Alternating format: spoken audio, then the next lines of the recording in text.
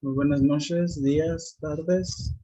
Eh, Mi nombre es Brian García y le voy a hablar sobre el formado y conformado.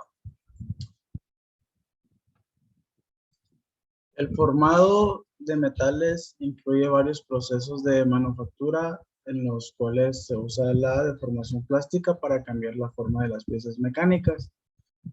Eh, La deformación resulta del uso de una herramienta que usualmente es un dado para formar metales, el cual aplica esfuerzos que exceden la resistencia a la afluencia del metal. Por lo tanto, el metal se deforma para tornar la forma que se determina la geometría del dado. Como se puede ver en las imágenes, existen prensas, cortadoras y dobladoras. Para formar exitosamente un metal, este debe poseer ciertas propiedades. Las propiedades convenientes para el formado son la baja resistencia de la afluencia, alta ductilidad, y estas propiedades son afectadas por la temperatura. La ductilidad se incrementa y la resistencia a la afluencia se reduce cuando se aumenta la temperatura del trabajo.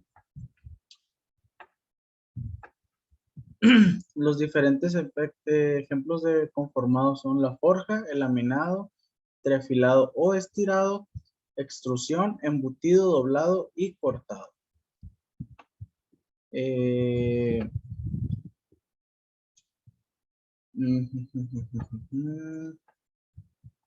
ok, todavía es aquí. Entonces, los procesos de deformación de los metales aprovechan las propiedades de flujo plástico del material a medida que es deformado para producir la forma deseada. El material se comprime o estira hasta adquirir la forma deseada. Los procesos de deformación de metales aprovechan las propiedades de plástico del material a medida que es deformado para producir la forma deseada. El metal se comprime o estira hasta adquirir la forma deseada. Teniendo en cuenta los usos de los productos metálicos obtenidos y el volumen fabricado, se consideran como procesos más relevantes dentro del conformado en caliente, la laminación en caliente y la forja.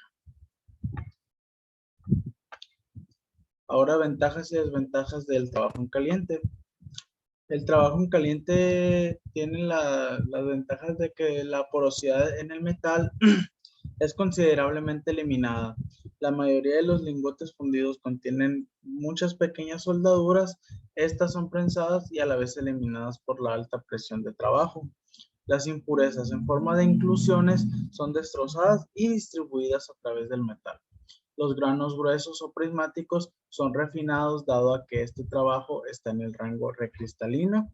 Sería mantenido hasta que el límite inferior es alcanzado para que se proporcione una estructura de grano fino. Las propiedades físicas generalmente se mejoran principalmente debido al refinamiento del grano.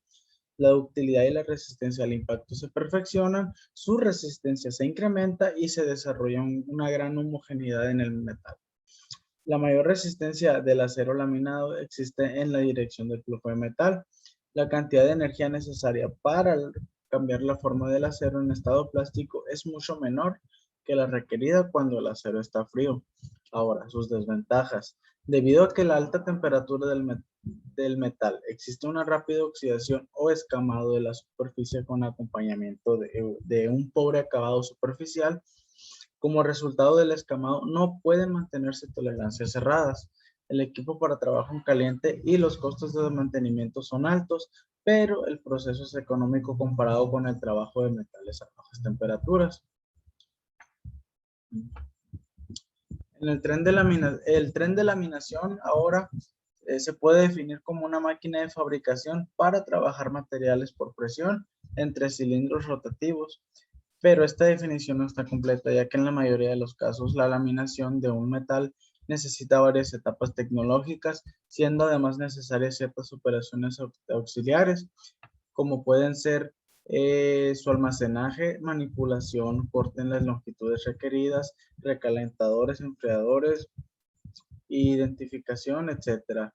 Un tren de laminación moderno de gran producción es generalmente un conjunto complejo de máquinas y mecanismos que realizan una serie de operaciones consecutivas e interrelacionadas. La manufactura de la tubería se puede hacerse por soldadura eléctrica o a tope. Plancha para formado de tubos, perforado y extrusión. Para la tubería sin costura a alta presión y a temperatura, como también para transportar gas y líquidos químicos. Puede hacerse una soldadura eléctrica o a tope, plancha para formado de tubos, perforado y extrusión, pero pues con tubería sin costura. Ahora, el embutido, aquí en esta parte se calienta una lupia a temperatura de forja y con un punzón de penetración operando con una prensa vertical. La lupia se forma por forja dentro de un extremo hueco cerrado. Para cilindros largos o tubos de pared delgada pueden requerirse calentamientos embutidos repetidos. Ahora, el rechazado en caliente se usa comercialmente para conformar o formar placas circulares gruesas de alguna forma sobre un cuerpo giratorio y estrangular o cerrar los extremos de los tubos.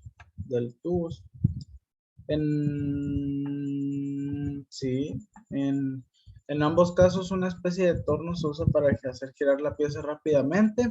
El formado se hace con una herramienta de presión roma o rodillo que entra en contacto con la superficie de la pieza en rotación y provoca el flujo de metal y que éste se conforme a un mandril de la forma deseada.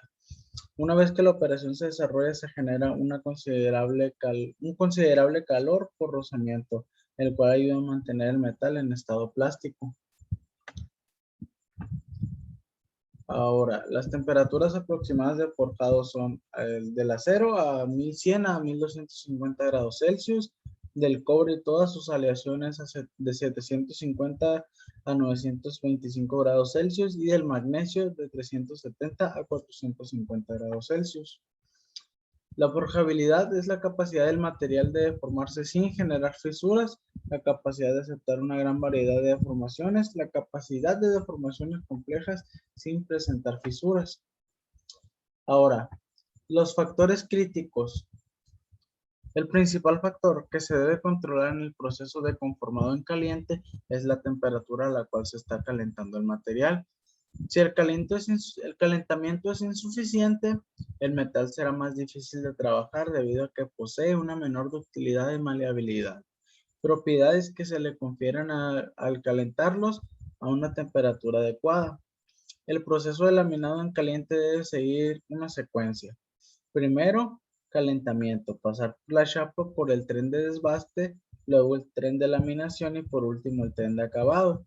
Si no se respeta esta secuencia, se presentan diversos problemas tales como desgaste excesivo de los rodillos de laminación, excesiva potencia para realizar el trabajo, etc. Como variables críticas de proceso tenemos la velocidad de alimentación, tiempo de tratamiento, número de pasadas en laminador y temperatura de salida. La calidad de colada es un factor limitante para los posteriores procesos de conformado. El mantenimiento de los equipos también es determinante, ya que del buen funcionamiento depende una buena productividad. Aquí incluimos el recambio y mantenimiento de los utilajes. Y la situación geográfica de la planta industrial. Hay que favorecer la cercanía a las acerías o plantas de laminación y a la cercanía de puertos. Todo ello abaratará excesivamente los costes logísticos. Bueno, por mi parte fue todo. Muchas gracias.